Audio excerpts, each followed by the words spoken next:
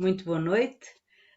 Sejam todos muito bem-vindos a mais um encontro do Grupo de Estudos de Direito Sistémico. Estamos reunidos aqui hoje para dar continuidade à leitura deste livro, desta obra, A Origem do Direito Sistémico, de Sami Storch e Daniela Migliari. Hoje estamos acompanhados e orientados pelo nosso querido René Schubert, que nos vai ajudar de alguma forma também a entender e a esmiuçar esta linguagem. Temos para fazer a leitura, temos a Helena Júlia. Recordo que estes encontros são gravados e disponibilizada a gravação mais tarde no canal do YouTube da Milton Plácido da Rosa. Vamos então dar início. René, passo agora para você. Obrigada. Obrigado, Manuela. Então, sejam todos bem-vindos. Vamos dar continuidade aos nossos estudos, né? E a gente vai fazer pausas, mas havendo perguntas, vocês fiquem à vontade para lançar as perguntas. Para vocês que nos assistem posteriormente na gravação, também é possível vocês fazerem suas perguntas aí no canal do YouTube, no canal do Hamilton Plácido da Rosa. Obrigado, Manuela. Por favor, Helena, vamos dar início ao grupo de hoje. Esse é o modelo ideal que Bert defende? Via de regra, sim. No entanto, a condição do guardião tem consequências em outras esferas jurídicas, a exemplo das sucessões. O guardião não é herdeiro necessário da criança, nem vice-versa. Nesse caso, não existe a denominada herança legítima, que é aquela que se transmite de forma automática por força de lei. Eles até podem incluir um ou outro em testamento, isso é livre. Mas no tratamento da herança, a parcela de 50% corresponde à legítima, vai para aquele rol de herdeiros considerados necessários, previstos na lei. Isso não inclui essa relação de guarda nem de tutor, mas somente entre pais e filhos, e também irmãos. Não é automática? Entre os herdeiros necessários, sim. Entre o tutor ou guardião e o menor, não. Mas ela pode ser designada por vontade? Sim, por testamento, porém com a abrangência limitada a 50% da herança. Isso é muito bom. É mais leve, mas para a pessoa tomar conta de uma criança cujos pais ou morreram ou abandonaram por algum motivo e abrir mão desse lugar de pai ou mãe dessa criança, é requerida uma certa humildade dessa pessoa que será a guardiã. Afinal, o papel de pai ou mãe adotivos é algo geralmente muito bem visto pela sociedade. Chega até a ser um status, pois os que adotam são tidos como pessoas boas e altruístas. Existem campanhas de incentivo à adoção, só que existem outras dinâmicas ocultas nas adoções. Por exemplo, pessoas que adotam apenas para suprir suas próprias carências e dificuldades, ou para tentar substituir um filho que morreu. Nestes casos, o olhar dos adotantes não é para a criança adotada, mas sim para o seu próprio vazio. A criança adotada, aí, é colocada a serviço dos adotantes, e não o contrário, o que configura uma verdadeira inversão de papéis. E tudo isso é muito comum. Ok, esse foi um dos exemplos de como as leis positivadas podem ser levemente modificadas pelas leis sistêmicas, até que vai se criando esse movimento à margem, que é onde isso acontece. Sim, como falei anteriormente, já existem pessoas fazendo constelações com casais inscritos nos cadastros de pretendentes à adoção. É uma forma de treinar essas pessoas, de orientá-las no sentido fenomenológico sobre qual é a melhor postura para que a adoção seja bem-sucedida. Em certos casos, após essa vivência, elas chegam a desistir da ideia de fazer a adoção. Em outros casos, essa certeza se solidifica ainda mais nelas. Sentem-se muito mais preparadas no sentido de se doarem, de servirem a essa criança e não de usar o filho adotado para suprir uma carência sua ou manter um status, por exemplo. E o mais importante é que essas pessoas, depois de tal experiência, sintam-se mais conscientes e convencidas da importância vital de reconhecerem os pais biológicos, de jamais excluí-los, que elas deem um lugar em seus corações para os pais da criança, para que essa adoção tenha chance de êxito. Esse é um princípio, a preparação básica. Elas jamais podem dar um chega para lá e dizer para esse filho: agora eu sou seu pai, e eu sou melhor pai para você do que aqueles lá que não fizeram o que um pai deve fazer. Isso não está expresso na lei, mas no momento em que isso se transforma numa cultura estabelecida, já está sendo. Então, a mudança na lei vem em seguida, naturalmente. Para quem quer conhecer mais detalhes acerca da visão sistêmica da adoção, recomendo a leitura do livro de Renato Bertatti. O livro Um chama instantinho, Helena. Adoção, Como Alcançar o Sucesso. Isso. Que, aliás, fantástico esse livro. Não sei se vocês ainda conseguem ele pela editora Conexão Sistêmica. Foi um livro que muito rapidamente ele foi vendido, né? Mas muito interessante essa visão de Bertatti. E nos workshops é muito comum a gente hoje ver pessoas que buscam, né, os workshops de constelação. Ah, muito obrigado, Manuela. Esse livro. Tá? Então, em Portugal temos então um exemplar, né, do professor Renato Bertatti com a Manuela. Hoje as pessoas procuram, né, os workshops de constelação para olhar para a questão da adoção, né? Muitas vezes são pais que querem adotar crianças, às vezes são pais que não podem ter filhos e vão adotar uma criança, e aí entra bem nesse aspecto, né, que o Dr. Sami fala, de olhar também para o lugar que essa criança vai ocupar no sentido de faltas e de carências, né, porque a adoção ela também tem a questão do equilíbrio de troca entre dar e tomar, né? Qual que é o lugar que você vai ocupar como pai adotivo, como mãe adotiva, como tutor, como tutora. E abrindo para um outro campo que está sendo bastante falado aqui no Brasil, onde aparece o tema de tutores e de adoção, uma medicina veterinária sistêmica, que olha para a questão de como nós tratamos os nossos pets, né? Que muitas vezes a gente coloca no lugar de coisa, né? O cachorrinho, o gatinho, o papagaio, a tartaruga, né? Então é uma coisa para animar a casa, é uma coisa para cuidar da casa, e a gente tem falado dessa questão de como eles integram o sistema familiar e ocupam um lugar muito especial na dinâmica sistêmica familiar. E que às vezes é importante também para você que tem um bichinho, um animal, lembrar que ele tem uma mãe, um pai biológicos, e que você é um tutor, né? Você não é o papai ou a mamãe, você é o tutor daquele animal. E sim, existe uma troca acontecendo. Sim, eles são extremamente leais, eles são extremamente cuidadosos com seus donos. E é importante também a gente questionar o quão cuidadosos nós somos em relação a eles, né?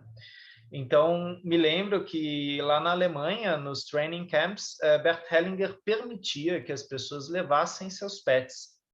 Então, não raro no salão você tinha cachorros, gatos. E eles muitas vezes interagiam quando haviam constelações, né? Eles ficavam lá no cantinho deles, mas eles latiam, eles se movimentavam, quer dizer, demonstrando o quanto talvez eles captassem algo do campo. E o profissional Rupert Sheldrake, que Bert Hellinger menciona bastante, falando dos campos morfogenéticos, fala bastante dessa relação, né, do tutor com o animal e de como se liga, como é uma ligação muito poderosa de troca e de lugares entre tutor e animal, e como esse animal ele captura rapidamente o campo morfogênico.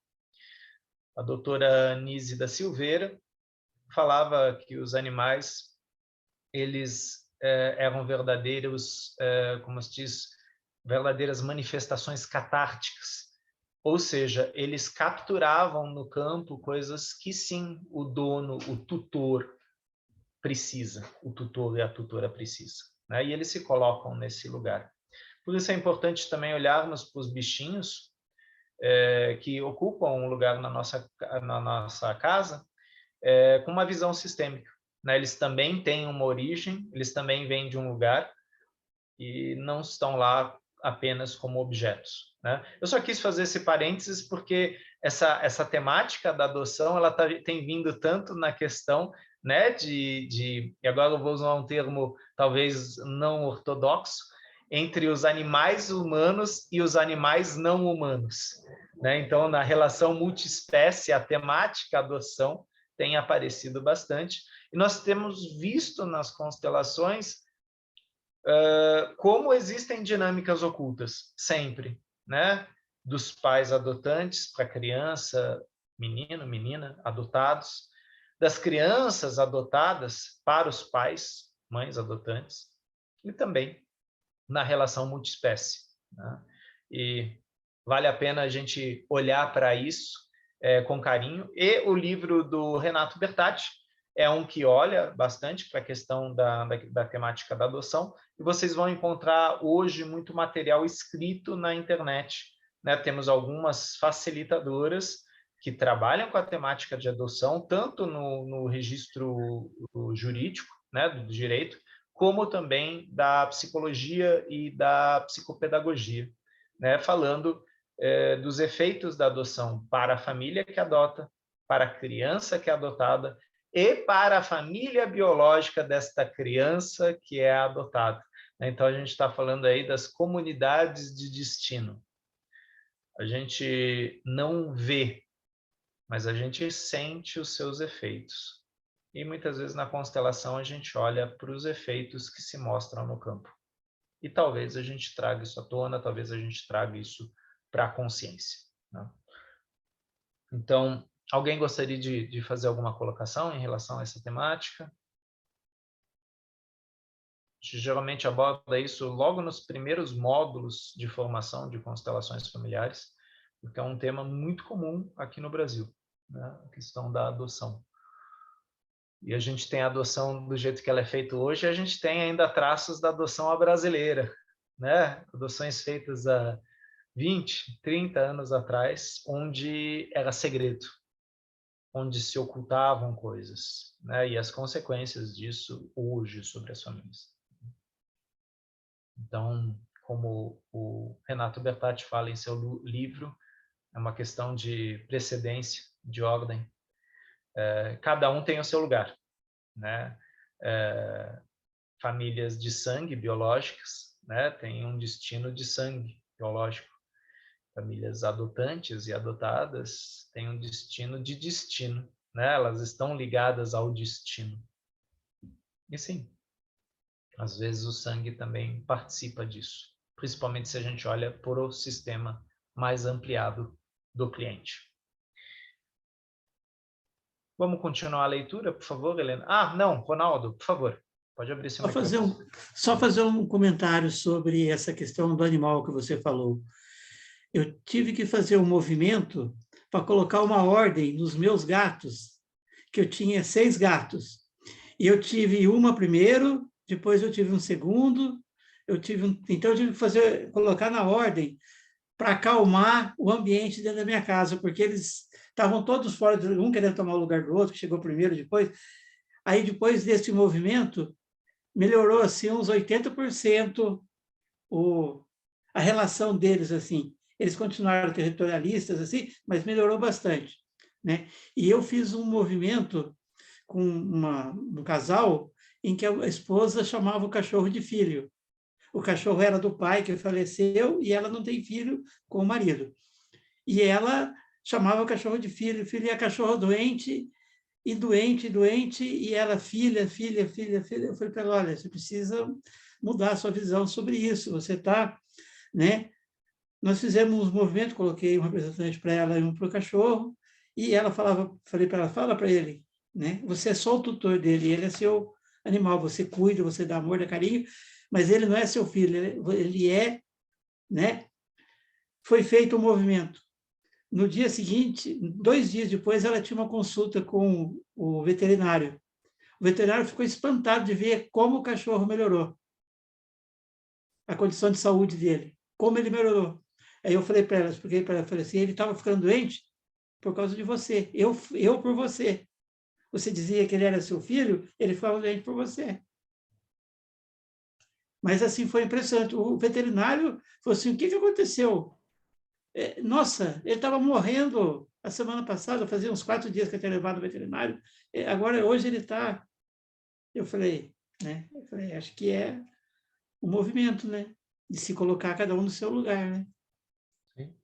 Não, é muito sutil, né? E a gente sabe que o animal, ele, por sua natureza, ele se coloca nesse lugar, né? Ele é dado, né? Ele é leal, ele se sacrifica. E se nós temos uma visão, né? Como você falou, de repente dar nome aos bois e dar lugar aos bois, né? Quer dizer, da onde o boi veio? Esse boi veio dessa fazenda aqui, onde tinha um pai e uma mãe, aquela vaca veio daquela fazenda ali, onde tinha um pai e uma mãe, e agora estão aqui, né, com o vaqueiro Ronaldo, com o vaqueiro Renê. Então, agora aqui, este é o local onde eles estão. Então, a gente vê as várias hierarquias nos diversos locais. E por mais, né, novamente, que pareça estranho, né, racionalmente falando, a gente falar disso, pelos efeitos, a gente percebe a força que isso traz, né? Quando você, de repente, olha para esse ser, né, e fala para ele, não, você pertence, você tem o seu lugar, você é extremamente importante nesse seu lugar.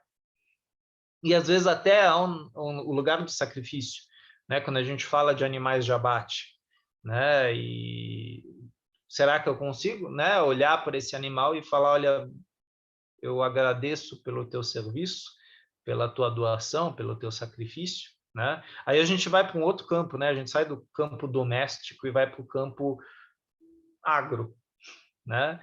Mas sim, existe aí um serviço sendo feito, né, por parte desses animais, assim como muitas vezes a gente falava na ecoterapia da humildade do cavalo, né, aquele animal poderoso que muitas vezes se deitava no chão para que uma criança especial pudesse subir nele, né? Então é interessante porque isso não era um comando, né, que o guia do cavalo dava.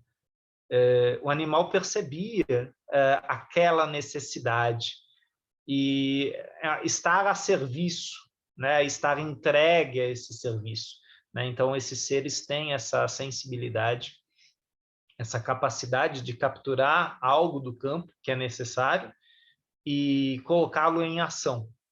Agora, cabe ao tutor, né, do animal, cabe ao ser humano agradecer, né, tornar essa dinâmica consciente e talvez até falar isso para a criança.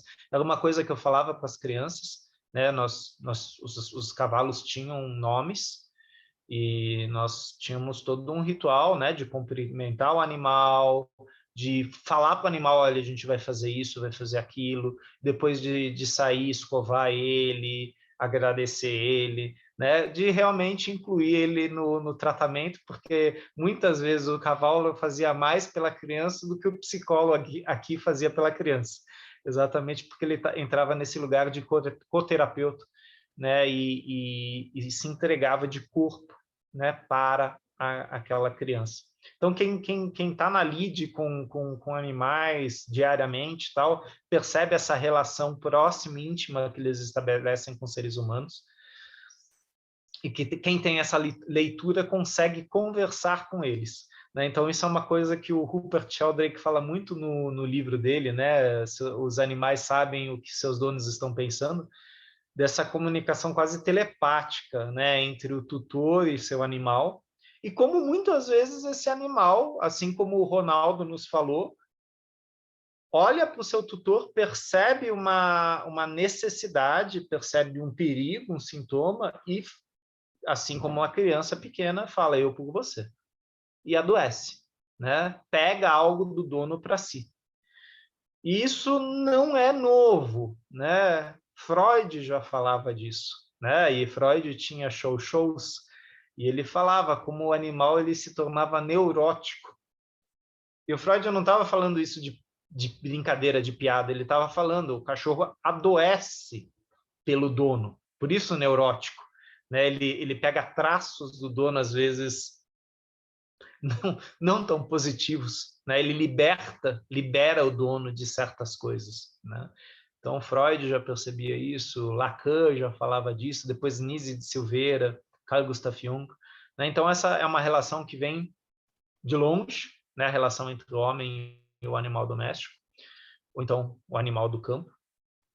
E sim, é um adotado, né? Nós adotamos ele no nosso sistema, né? Como nós o adotamos? Com consciência, com respeito, com carinho, ou como se fosse uma coisa que deve suprir minhas necessidades, né? E muitas vezes quando a gente fala isso, a pessoa fala, nossa, que pesado isso, que cruel isso, mas a questão é realmente a gente refletir como que eu olho para esse ser que começa a fazer parte da minha rotina. Quer dizer, ele faz parte da minha rotina, eu faço parte da rotina dele, né? E qual a minha consciência em relação a essas relações, esses intercâmbios que são silenciosos, que são corporais e acontecem, né? Mas só para acrescentar aí na temática da adoção. Obrigado, Ronaldo. E Helena, por favor, vamos continuar mais um pouco. Nos tribunais, a chave de um novo olhar para a vida. O início das constelações familiares na prática. Sami, como foi que, na prática, as constelações familiares foram acontecendo, tanto na sua área quanto nas demais? Como foi para você criar um modelo e levar isso para dentro da vara, do fórum? Desde que conheci as constelações, eu me empenhei em procurar formas de como poderia implementá-las na minha área, porque imediatamente pude perceber como elas são uma ferramenta importante para facilitar a solução dos casos na justiça. E isso exigiu um tanto de coragem da minha parte.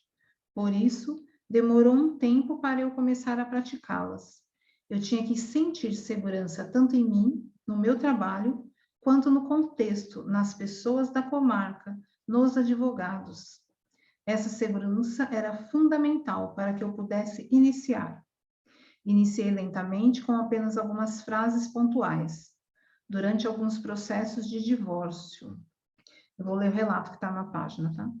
O relato deste método sobre a facilitação de conciliações em audiência da vara de família está no primeiro artigo publicado por Sami Storch, Direito Sistêmico, Primeiras Experiências com Constelações no Judiciário, em Filosofia, Pensamento e Prática das Constelações Sistêmicas, número 4, São Paulo, Conexão Sistêmica 2015, disponível na internet, direito-sistêmico.org/2016/01/23/constelações-no judiciário. Eu estou pondo o endereço completo, se alguém quiser acessar. Então, inicialmente, lentamente, com algumas frases pontuais, durante alguns processos de divórcio, contava uma história de amor, que é a história de todos os casais que um dia se conhecem e projetam no outro aquilo que esperam. Essa história aborda as carências de cada um e conta como cada um espera que o outro seja aquilo que lhe falta. Por isso, essa pessoa faz promessas, assume compromissos, acredita que vai ser feliz. Um dia elas se frustram porque o outro não consegue suprir essa expectativa, pois, mesmo as pessoas que vivem em condições muito adversas, possuem um arquétipo de família feliz. Até que, depois de um tempo de convívio, começam as decepções oriundas da quebra daquela ilusão inicial, que idealizava o outro como perfeito. E aí o casal acaba se frustrando. Então, chegam ao judiciário, diante de um juiz, sem conseguir se entender. E tudo isso começou ontem? Onde? Em uma história de amor. Fica imaginando a força que isso tem no momento da audiência. Normalmente, só de ouvir isso, a raiva deles começa a se desmanchar. Nesse ponto da história, eles começam a chorar. Já estão desarmados, porque realmente a história deles é uma história de amor. Esse é o momento em que peço a ambos que fechem os olhos, imaginem seu filho e digam a ele: eu e seu pai, ou eu e sua mãe, tivemos dificuldades, ainda temos, mas do nosso amor nasceu você, e você continua vivo como símbolo desse amor. Quando olho para você, vejo que fizemos algo importante, muito bom juntos. E eu e seu pai, ou sua mãe, estaremos sempre juntos em você. Agora, o que tiver para resolver com ele ou ela, deixa que eu resolvo com sua mãe ou seu pai. Isso não tem nada a ver com você. Você continua sendo o nosso filho, só o nosso filho. Essas frases típicas nas constelações, que já eram utilizadas por Bert Hellinger desde os seus primeiros trabalhos publicados sobre família Stelling.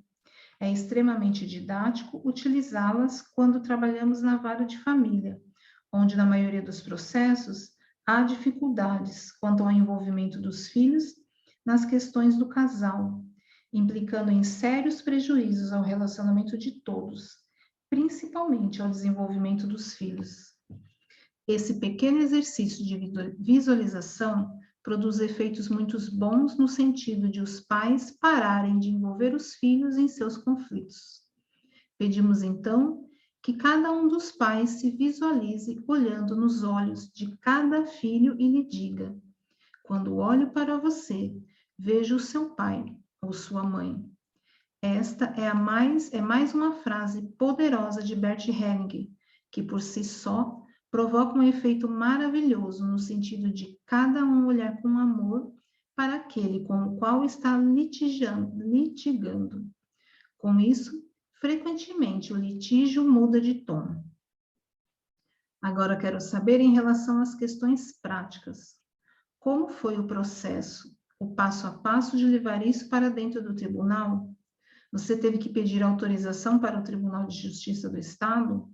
Você precisou alugar um espaço para fazer as constelações? Quando foi que sentiu que estava pronto? Ah, foi um processo. Foi devagarinho que esse passo a passo ocorreu. Isso que contei anteriormente foram as preliminares. Fez parte da preparação e também é parte dessa história toda. Então, isso que você contou já foi parte de sua primeira constelação coletiva? Não, isso foi antes da primeira constelação coletiva. Foi assim que comecei a incluir o direito sistêmico na minha atuação como juiz. Foi nas audiências contando essas histórias, mas mesmo sem falar especificamente em constelações. Já utilizava os seus conceitos básicos. Um certo dia, em 2010, a Eunice Brito, que é minha amiga e que foi quem me apresentou as constelações, foi me visitar na cidade de Lençóis, que fica na região da Chapada Diamantina. Ela era consteladora, já com alguma experiência, e lhe pedi que fizesse uma vivência de constelação com a equipe. É que, por algum motivo que desconhecia, o clima no fórum era um tanto quanto tenso. As pessoas eram cordiais, mas sentia que o trabalho era lento, Os processos não fluíam e os servidores não se relacionavam bem uns com os outros. Assim, de forma velada, ela fez uma constelação organizacional com todos os servidores do fórum e comigo. O pessoal ficou encantado. Todos eles reagiram muito bem. Foram muito receptivos àquilo que, na época, ela chamou apenas de uma dinâmica de grupo. Como resultado, o relacionamento e a comunicação entre os servidores e comigo mudaram após aquela vivência. E pude notar que o ambiente de trabalho se tornou bem mais agradável e colaborativo. Essa foi, na verdade, a primeira vez que utilizamos a constelação com representantes dentro do ambiente do fórum. Ainda como disse anteriormente, não tenhamos dado o nome de constelação para aquele evento, mas foi uma constelação organizacional sistêmica. Na mesa de audiência, os bonecos revelam o campo oculto de uma criança. Nesse primeiro momento foi com a equipe, e quando houve uma constelação de um processo. Pouco tempo depois, na comarca de Palmeiras, fizemos a primeira constelação no processo com o uso de bonecos. Foi para ouvir o depoimento de uma criança, uma menina de 5 anos de idade, cuja mãe estava disputando a sua guarda com a própria mãe, a avó da menina. Esse processo era muito difícil, pois era evidente a existência de uma grande mágoa entre a mãe e filha, a avó e a mãe da criança. Ambas se acusavam de forma muito ostensiva e rancorosa, cada uma dizendo que a outra não sabia ser mãe, era louca e negligente com a própria filha. Então, depois de ouvir as partes envolvidas, testemunhas e também ler pareceres de psicóloga e médico, estava claro que havia grande probabilidade de aquela criança entrar na mesma dinâmica da mãe. Era só uma questão de tempo.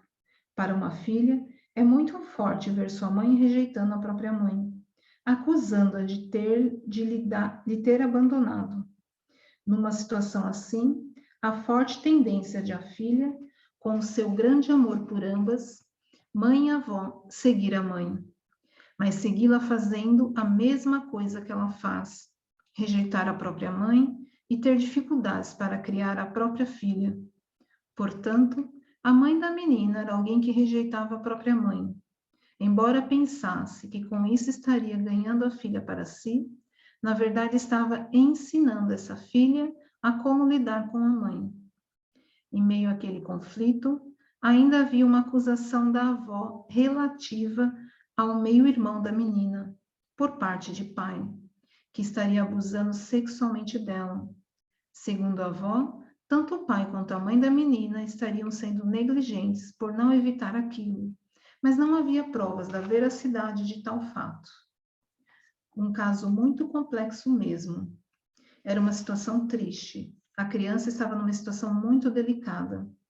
Ela era filha única daquela mãe, assim como esta era a única filha da própria mãe. Compreendi, portanto, que não havia possibilidade de chegar a um resultado positivo e pacífico naquela situação, pelas vias típicas. Na época, havia sido requerida uma perícia, um estudo psicossocial. Entretanto, na realidade, isso acabava sendo usado como uma ferramenta para provar que a outra era a amada história. Por isso, tenho muito cuidado com essas perícias como prova técnica no processo de família. Muitas vezes, a perícia acaba se tornando mais do que um meio de prova. É usado como forma de ataque, por conseguinte, se converte em mais um meio de exclusão. Há toda uma intenção na perícia, que acaba sendo nociva, principalmente para as crianças, mais uma vez sacrificadas pelo conflito cego dos adultos, que as prejudicam em nome de sua própria proteção. Por isso, não costumo deferir como regra a realização de perícia somente por ter sido requerida, a não ser que haja real necessidade de esclarecimento de fatos graves. Mas nunca para as partes tentarem provar qual delas é a perfeita e qual é a ruim, que é o que geralmente pretende a que requer a perícia.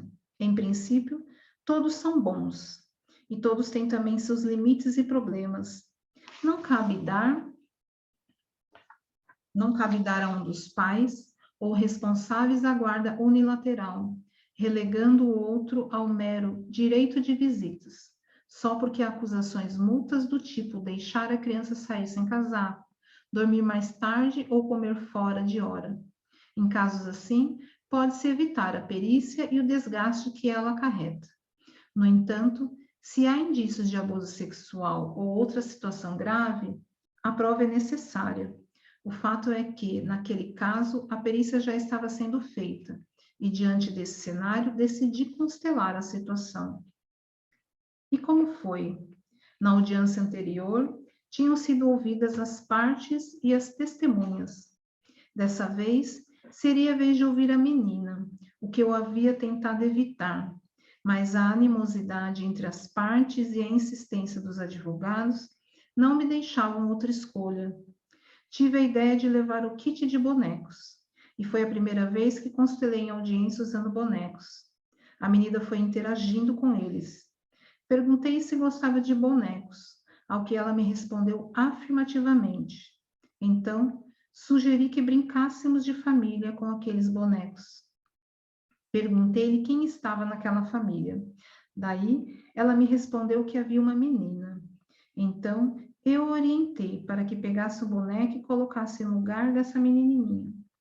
Assim, ela o fez. Quem mais tem nessa família? Indaguei. E ela foi respondendo, tem a mamãe, tem a vovó, tem o papai. À medida que ia identificando cada membro, posicionava um novo boneco. Eu perguntava, por exemplo, para onde cada personagem estava olhando, se algum queria mudar de posição, e o que acontecia quando a posição mudava assim, e colocava a boneca da menina próxima da avó, mais distante da mãe. Depois, perguntava se ela gostaria de mudar as posições. E então, observava as reações dela e os movimentos que ela mesma fazia para ficar mais feliz. Cada vez que eu fazia uma pergunta e experimentava um novo movimento com os bonecos, ela me dava informações sobre os relacionamentos na família, sem que precisasse se sentir em risco de perder o amor de qualquer pessoa. Assim, era preservada a sua segurança de pertencer e de manter o vínculo com todos que lhe importavam. E qual era o contexto ali? Ficou evidente, pela reação daquela criança, que ela ficava feliz com ambas, mãe e avó. Em relação à mãe, porém, ela não deixou que sua boneca ficasse longe dela quando lhe propus essa posição. Imediatamente, movimentou sua própria boneca para colocá-la bem ao lado da boneca da mãe. Ao ser colocado um boneco representante de seu irmão paterno, a menina mostrou desconforto e afastou sua boneca. A constelação evidenciou, portanto, que ela gostava muito delas e precisava ter certa proximidade das duas sem restrições. Ou seja, não deveria haver nenhuma exclusão, salvo um cuidado em relação à sua proximidade com o irmão. Contudo, ela havia sido tirada da guarda da mãe pelo juiz, que me antecedeu naquela comarca, que havia determinado que a menina ficasse com a avó devido às acusações que existiam contra a mãe. Eu era o juiz substituto. Entretanto, depois dessa experiência e diante das reações da criança durante a constelação, que aconteceu de forma espontânea e sem qualquer sugestão ou influência externa, todas as outras provas anteriores resultaram insignificantes. O depoimento daquela criança tinha total legitimidade e clareza, ainda que ela não tivesse falado quase nada. O próprio promotor, que havia pedido a liminar ao início do processo, pediu a sua revogação para que a menina pudesse voltar à guarda da mãe, com quem ela chegara e saíra agarrada. Afinal, o depoimento da criança, mais do que muito significativo, foi inquestionável. Assim acabou a discussão. A partir daquele momento, não restava nenhuma dúvida de qual seria o melhor procedimento, a melhor decisão para a resolução daquele caso. Então, acolhi o pedido do promotor e determinei que a menina retornasse para a guarda materna. Em contraste com a forte litigiosidade que se mostrara até antes dessa audiência, Quando as partes brigavam por cada frase dita e os advogados impugnavam cada suspiro nos autos, a nova decisão foi tranquilamente acatada por todos, sem qualquer questionamento ou recurso. Que forte isso! Terminou assim? O processo não pôde terminar de imediato, porque ainda tinha perícia em andamento. Processualmente, ele deveria continuar até chegar à sentença, mas ao final dessa audiência já ficou claro qual deveria ser a decisão correta a ser dada. Alguns meses depois, um outro juiz sentenciou o processo no mesmo sentido. Esse foi mais um passo dado nessa jornada, e menos de um ano depois, fui nomeado como juiz titular da comarca de Castro Alves. Então senti que havia, finalmente, chegado o momento de trabalhar com as constelações como representantes. Foi quando me senti seguro para dar esse passo. Um instantinho, Helena. Obrigado por sua leitura até aqui, né? Então a gente tem um case muito interessante aí trazido pelo Dr. Sam Storch, né? Deixando bem claro, como ele falou, né, que ele evitou ao máximo trazer essa criança para dentro da situação de briga, né, porque nós trabalhamos com os adultos. Mas quando essa criança entrou, ele utilizou da linguagem lúdica, né, que é o que nós utilizamos, né, nos consultórios de psicologia, né? Então, questão dos bonecos de Playmobil, de Lego, ou outros bonecos, eles são ótimos, né? Porque a criança imediatamente ela começa a se expressar. Essa é a linguagem dela, né? O brincar. E ela se sentiu mais envolvida, né? Por aquele ambiente sério, né? De adultos, onde haviam recursos que ela podia movimentar. Então é interessante porque a gente não está falando aqui de uma constelação da criança. A gente está falando que quando havia um adulto interpretando ou traduzindo, talvez a palavra traduzindo seja melhor, traduzindo a linguagem lúdica dessa criança, as partes recuaram, porque a evidência era clara, né? Então, as crianças, elas brincando, elas resolvem muitas questões internas. E aqui, brincadeiras à parte, né? Nós estamos num grupo de adultos, mas a gente para de brincar, né? A gente, às vezes, como adulto, a gente fica sisudo, a gente esquece, né? Como uma brincadeira terapêutica. Eu não estou falando de bullying, gente, eu estou falando de brincadeira mesmo, né? De poder soltar, de poder mostrar esse corpo, de poder interagir de uma forma leve, espontânea, criativa. E muitas vezes a gente aprende, não, o mundo adulto ele é sério, é silencioso, né, calado às vezes, sisudo, cinza. Então é interessante como as crianças descrevem o mundo adulto. Nesse caso, a menina estava num mundo adulto onde o juiz, né, provavelmente conhecendo o Dr. Sami, ficou à altura dela e disponibilizou materiais que ela conhecia, que ela identificava e que lhe eram agradáveis. Pela descrição de Sami, a gente percebe o quanto o ambiente talvez era tenso, né, e perigoso talvez para essa menina, né, porque, né, havia uma briga, ela podia perder novamente o contato com a mamãe dela. E aí o Dr. Sami não fala especificamente aqui, mas aqui a gente também tem a questão do amor interrompido, né? Que é um conceito essencial aí na teoria de Bert Hellinger. Nós já passamos por ele algumas vezes, né? Nos livros que nós lemos. Então a gente tem aí um movimento interrompido, né? Entre a mãe e a mãe dela, né? Entre a avó aí. E como isso é capturado por essa criança, né? Quer dizer, se mantivesse talvez essa retirada da guarda da mãe e a guarda para a avó, como que essa criança ia adultecer, né? Que imagens ela ia ter? E o que eu percebo muitas vezes no consultório é que quando crianças passam por pelo processo de divórcio, né, dos pais, e é um divórcio litigioso, elas se tornam extremamente sensíveis, agarradas, né, ao pai e à mãe, e muitas vezes sintomas antigos voltam a aparecer. A manha, o choro, a dificuldade de ficar sozinha no banheiro, nos quartos, uma necessidade de controlar visualmente onde está a mãe, onde está o pai. E aí vem o choque, né? Que esse é um dos que o Sami fala bastante. Ela tem que escolher entre um e entre o outro. É um corte mesmo, é uma facada, né? Como que eu vou escolher entre meu pai ou minha mãe, né? Então aí a gente percebe como a esfera adulta, nesse sentido cruel, machuca a criança, né? Porque isso, a briga, o litígio é a briga entre dois adultos, né?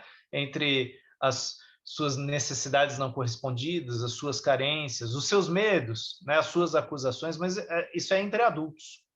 Mas na hora que a criança se torna o prêmio, né, isso talvez custe a inteireza dessa criança, custe a alma dessa criança, porque ela fica fragmentada, né? E aqui a gente também está falando da questão dos avós, né? Muitas vezes a gente vê no consultório crianças que foram retiradas, né, do pai e da mãe, estão com avós, e eu não estou criticando aqui avós, mas assim, os efeitos que isso tem sobre essa criança, né? E sobre, às vezes, o vínculo que ela tem com pai e mãe, com avô e avó. Então, o Sami também levanta uma coisa aqui muito delicada, que é o tipo de acusação que se faz. E aí vale muito a pena assistirmos o filme A História de um Casamento. Né? Não sei quantos de vocês assistiram esse filme, mas ele fala exatamente desta situação. Né? Quer dizer, um casal que se separa e, a princípio, amigavelmente.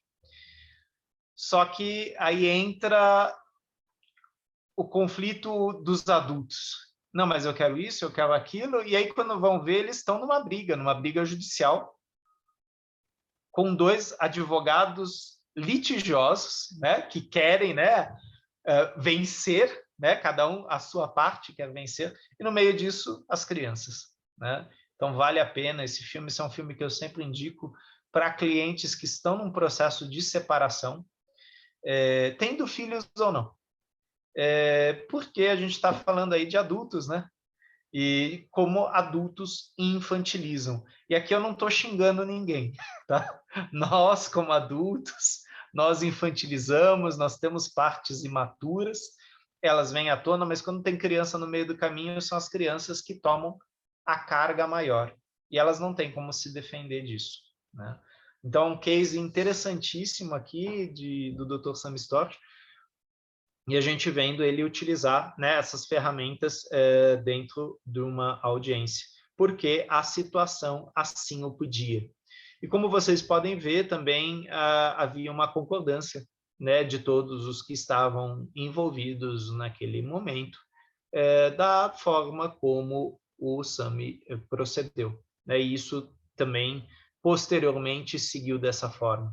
Né? Então, aqui a gente está falando exatamente de algo, sim, que foi sendo experimentado com cuidado e sendo validado não pelo Sami, mas pelas partes, né? Pelas partes envolvidas. A gente sabe quantas partes estão envolvidas aqui. A gente tem promotor, a gente tem defensor público, a gente tem parte A, tem parte B. Então, a gente está falando de um grande sistema. Inclusive, quando o professor Renato Bertatti lançou o livro sobre adoção, houve um workshop em São Paulo. E ele fez uma constelação, que eu nunca vou esquecer, onde ele colocou o sistema judiciário inteiro. Né? Foi uma constelação de povos, assim. Né? Ele foi construindo, colocando as estruturas, todas elas, né? Promotoria, defensoria, os advogados particulares, os públicos, né? o Ministério da Justiça, as partes, o povo brasileiro. Né? Muito interessante. Né? Logicamente, assim como Bert Hellinger fazia, o Renato falou, ó, isso é um exercício, né, onde a gente está olhando aí como essas partes interagem para esse grupo presente aqui, né, nesse encontro aqui. Mas foi muito interessante porque, assim, eu, como psicólogo que estava lá, eu não fazia ideia da dimensão do que é o direito, do que é a justiça, né? Eu não fazia dimensão da quantidade de partes envolvidas e como cada uma dessas partes se vincula, troca, intercambia. E no meio disso a gente tem o quê? Fatores humanos, né? Mal-entendidos, partidarismo, micuinhas, brigas pessoais. Quer dizer, o fator humano ele transborda quando as peças são humanas, né? Então é muito interessante esse exercício, né? Pude ver isso com o Renato Bertatti e o Sami, quando ele nos demonstrou em 2015 os seus resultados na Alemanha. Depois tivemos exercícios onde Sami também fez exercícios parecidos, né? Falando do sistema judiciário brasileiro, que é diferente do sistema judiciário alemão, né? Então, isso também é outra coisa que a gente tem que levar em conta, né? O contexto, né, de cada país, de cada cultura, né? Alguém gostaria de fazer uma colocação, dúvida, explanação? Helena, por favor. Vou começar com um comentário e depois eu tenho 2 perguntas. Pode ser? Claro. Eu achei interessante aqui, nessa parte, que ele relata, né, que essa inclusão que ele fez de todas as partes, né, que pelo que ele comenta, não só os envolvidos ali, pai e mãe, mas as pessoas do judiciário, como isso realmente facilitou esse processo, né? Que é quando a gente fala da exclusão que acaba gerando conflito, né? Então aqui ele até cita de um promotor que ele pediu para ele mesmo que cancelou, né? Então era esse comentário, né? Que essa questão da inclusão realmente mostra que traz a harmonia, né? Aí assim, esse caso que ele relatou de conflito de mães, eu conheço um caso, né? E a pessoa, a mãe, então hoje assim, a filha não conversa mais com a mãe, cortou relações já há mais de 5 anos. A mãe, ela tem conhecimento um pouco de constelação, ela não é facilitadora, mas participou já. E não sei se já olhou alguma vez para isso, mas enfim, não aceita e acha que está certo, né? E depois eu soube que ela teve a mesma coisa que a filha fez hoje com ela fez com a mãe, né? Então aqui mostra que realmente isso acontece. E então assim, a minha pergunta é, como postura de facilitador, se essa pessoa vem te procurar, né? A mãe, por exemplo, e que quem está resistindo hoje, na verdade, é a filha não quer saber. E como ela não quer olhar para isso, se seria possível de colocar, por exemplo, um neto. Que eu lembro que eu já vi algumas dinâmicas, alguns facilitadores, que eles colocam, por exemplo, a vida diante da pessoa para ver se ela muda de postura, né? Hoje ela não tem neto, mas eu pensei assim, se numa situação dessa que ela não consegue dar esse passo, se você colocar, por exemplo, o neto diante e vendo se esse neto vai seguir para um caminho não muito feliz, né? Se isso seria uma forma de você tentar fazer com que a pessoa mudasse essa postura interna. Se isso seria possível e seria correto. Essa é uma pergunta. Possibilidades, né? Logicamente, o facilitador ele está no campo com o cliente e ele sempre vai testar antes de fazer uma constelação ou mesmo um exercício. Mas o que você está falando, sim, muitos facilitadores fazem, né? Eles verificam, a gente fala, né, de recursar o campo, né? Quais os recursos possíveis eu colocar nesse campo? E se a gente pensa, por exemplo, no livro do João Garriga, né, Onde Estão as Moedas, desse livro surgiu um exercício, né, que a gente pratica muito nos treinamentos, né, de tomar dos pais e seguir para o futuro. E para isso a gente coloca representantes. E aí a gente tem, sim, as impressões, né, dos representantes de pai e mãe e as impressões desse representante que é extremamente abstrato, né, do futuro, né? E, logicamente, a única pessoa que vai poder interpretar isso é nosso cliente, né, que passou por esse exercício e pode falar, olha, como que eu senti o futuro duro, o futuro sério, o futuro brincalhão, o futuro esquisito. Quer dizer, ele vai trazer isso, mas eu posso trazer para o campo. Mas uma coisa que você está falando, que é bem interessante, em N constelações, mas isso foram as constelações que demonstraram, tá? Isso não é o facilitador criando teoria. Que quando você tem um movimento interrompido entre mãe e filha, muitas vezes a cura, né? O processo terapêutico e curativo, ele vem na forma da neta ou do neto. Porque muitas vezes ele se dá muito bem com essa avó. E muitas vezes a avó consegue expressar com ele o que não conseguia com sua filha. E às vezes é esse neto, essa neta, que une novamente mãe e filha. Eu estou falando de uma dinâmica que foi vista em constelações. Não estou falando de uma regra, né? Então, sim, você pode testar colocar um neto, mas a melhor coisa seria, de repente, colocar um representante oculto e deixar ele se mostrar, né? Porque pode ser um neto, pode ser uma situação de vida, ou você pode nomear. Ó, isso aqui é o futuro, isso aqui é a vida, isso aqui é a morte. Geralmente, quando eu coloco no campo o representante da vida, eu coloco da morte, né? Porque são campos que conversam entre si. Hellinger fala dos reinos, né? Do reino dos vivos e do reino dos mortos, né?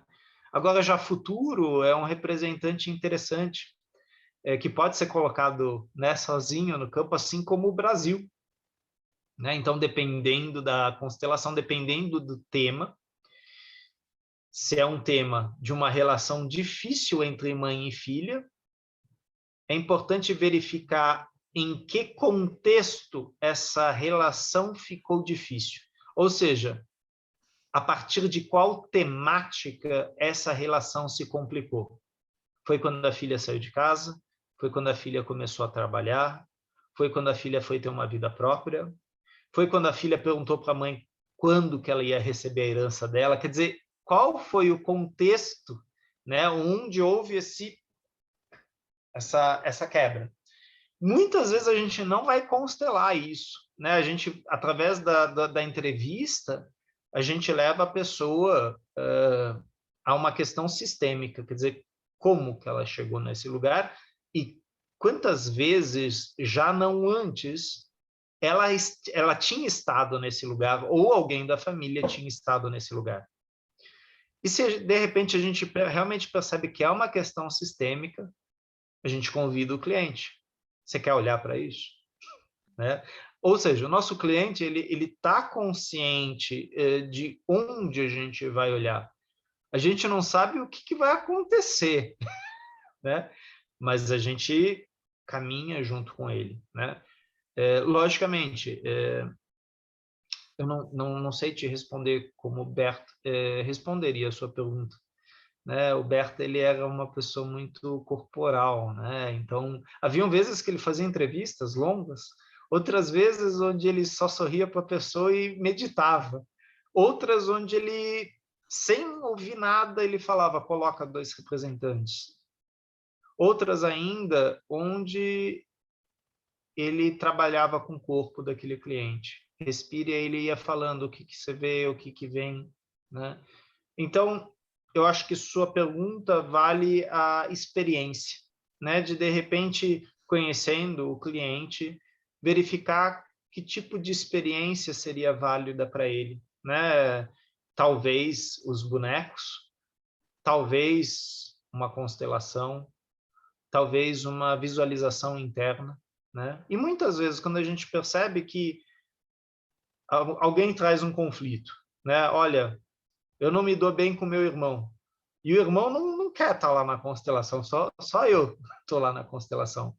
Às vezes vale a pena eu trabalhar essa minha relação com o meu irmão, essa minha imagem interna do meu irmão e do conflito com o meu irmão, né?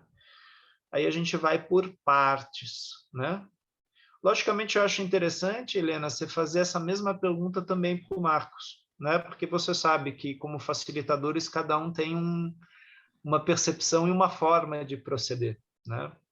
Mas se isso fosse uma cliente particular, né, na consulta individual, eu olharia para os bonecos, a forma como ela constrói essa cena. E, em cima disso, eu ia começar a questionar, a fazer ela perceber os movimentos para onde olham ou não, né? Se fosse uma constelação, talvez eu trabalharia de forma oculta, né? Colocando os representantes e deixando o tema surgir, né? Não sei se ajudou ou não. Não, ajudou, ajudou. E aí, na verdade, é uma coisa que lendo me veio, tá? Claro. Quando a pessoa não tem, não, por exemplo, vamos supor o caso delas, não tem neto, né? Aí vai morrendo as gerações, gente, e aí? Eu fiquei me perguntando, o conflito acaba ou migra pro do lado? A gente não pode esquecer que o conflito, ele também é uma solução, tá? É que a gente tem uma visão moral, né, do conflito, né, na verdade, da solução como boa e o conflito como mal. E não, né, não é dessa forma, né? O conflito e a solução fazem parte do mesmo sistema.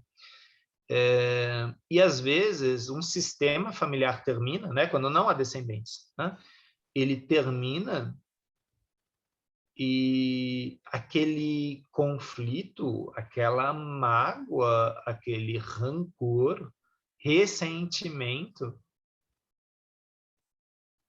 é algo que vai talvez amargar naquele corpo. Ou talvez através dessa amargura, talvez até através de uma doença, ele vai ser expurgado, né? Então, aqui eu vou fazer um parênteses, tá? Pode parecer uma metáfora bem esquisita. Existe eu não vou falar de mito, existe uma história, né, que no período medieval existia o devorador de pecados.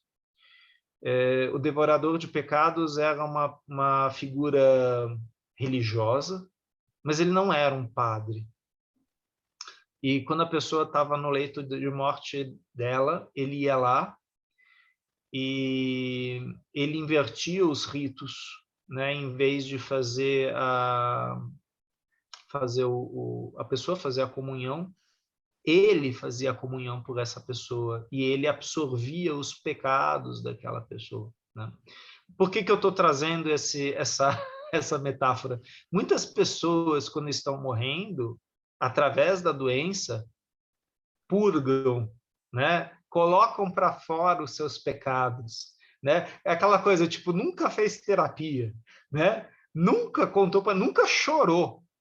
E aí, quando está lá nos 48 do segundo tempo, começa a chorar, começa a falar e algo solta, algo se desfaz. Então, se vocês pegarem o livro da doutora Quintana, né, como se diz, a vida ela fala muito sobre a morte, né? Ela trabalha muito com a tanatologia, né? Eu posso depois colocar o vídeo dela aqui. Ela fala, as pessoas, no final, elas querem a resolução de conflito, elas não querem mais viver no conflito. Só que muitas vezes não existem mais as partes onde elas podem conversar, né? Então, você tem uma briga com o Ronaldo. Só que o Ronaldo foi embora, né? A gente brigou, ele foi, sei lá, foi para a Rússia. E eu tô aqui, né, nos meus últimos dias, né? O Ronaldo não sabe disso, tal. E muitas vezes aí vem aquela questão, né, das terapias de visualização, dos processos terapêuticos da constelação familiar, como um ritual onde eu possa realmente fazer esse processo de verbalização, de purgação, de manifestação. E não estou falando de uma manifestação de tipo, falei, tô perdoado. Não, eu falei, estou me responsabilizando pelo que eu falei, pelo que eu fiz, e eu sinto muito, né? Você pode não me desculpar, mas eu estou dizendo que eu sinto muito por isso que eu fiz. Hoje eu sei o preço que você pagou e que eu paguei por isso que eu fiz a você. Então, é uma postura. Ah, mas René, de que adianta? Não vai mais para frente. A gente brinca, né? O boleto às vezes é espiritual, né? Vai saber para onde vai esse boleto. Mas assim, eu não vou entrar nesse assunto, né? Mas na sua pergunta, quando não tem mais ninguém para passar, é no seu corpo. É você que vai carregar isso. E aí eu me pergunto, né? Uma pergunta de vestibular e uma provocação. Como será que morreu Dom Casmurro? Será que ele perdoou Capitu? Ou será que ele foi amargo para debaixo da terra? E talvez isso tenha efeito sobre Bentinho, que era o filho dele, apesar de não ter mais contato com o pai, né? Mas é uma provocação, logicamente, uma provocação imaginária, né? Não há como responder essa pergunta. Até porque Machado de Assis não queria responder essa pergunta. Ele queria deixar claro que certas coisas não se resolvem, não tem um final feliz. O que é um final feliz? Essa pergunta é muito singular. Muito obrigada pela responder a minha viagem. Viajamos um pouco juntos. E eu, na verdade, assim, eu vou cuidar bem das minhas coisas, porque eu tenho uma afilhada. Eu não tenho filhos, né? Não vou ter filhos, mas eu tenho uma afilhada. E querendo ou não, na questão da hierarquia, do pertencimento, os sobrinhos, né? Eles pode respingar, né? Então eu vou cuidar. Não, e Obrigada, aquilo que Helena. o Bert nos ensinava, né? E também meu professor Peter falava muito disso. Nós sempre passamos adiante, sim, para o nosso sangue, mas também para as pessoas com as quais nós nos vinculamos, nossos amigos, amigas, colegas, né? Então, como que eu passo à frente o dom da vida que eu recebi de meus pais? E quando eu falo de dom, eu falo do bom e do mal. Eu falo do certo e do errado, né? Como que isso é passado? E então, mesmo que esteja no final da vida, que eu esteja no leito da morte, como é que eu trato a enfermeira? Como é que eu trato o médico? Né? Como é que eu continuo passando adiante a pessoa quem eu sou? Né? Que mundo eu vou deixar para depois de mim, sem mim? Então, é uma pergunta para realmente a questão ética, né? E talvez de responsabilidade, a minha responsabilidade pela minha pessoa, né? E estou confortável com essa pessoa, não estou? Tenho problemas, lógico que eu tenho problemas com as pessoas, lógico que eu tenho sombras, tudo isso, mas estou me trabalhando ou estou depositando nos outros? Obrigada, Helena. De nada, obrigado pela provocação, Helena. Alguém gostaria de complementar a viagem conjunta aqui da Helena e do René? Ou, ou tem uma visão diferente? Né? Porque realmente a gente viajou aqui. Né? Não estamos falando de teorias aqui, estamos falando de possibilidades. René, foi uma boa viagem, porque mais do que responder às vezes às perguntas, é deixar perguntas no ar. E essas perguntas ficam aqui a reverberar dentro de nós e trazem algum resultado mais tarde ou mais cedo. Obrigada. Obrigado. É isso mesmo. É isso mesmo. Melhor que boas respostas são boas perguntas. Perguntas. Bom, eu deixo então com as perguntas mais pesadas, vocês já sabem com quem vocês fazem, né? Com o colega Marcos, né? Ou então vocês aproveitam, né? Quando o Marcos e o René não estão aqui, vocês fazem para a Cleusa. A Cleusa adora essas perguntas, né? E eu passo então a palavra para a Manuela. Agradeço a leitura, Helena, e agradeço a presença de todos vocês aqui hoje. Muito obrigada, Renê, muito obrigada por o seu acompanhamento, pelos seus esclarecimentos, por nos proporcionar estes encontros. Obrigada a todos e a cada um. Desejo uma excelente semana. Até à próxima terça-feira e bem-ajam. Muito obrigada. Tchau, até a próxima. Gratidão, pessoal. Beijo no coração. Até a semana. Até a semana. Obrigada. Com licença. Até semana. Tchau.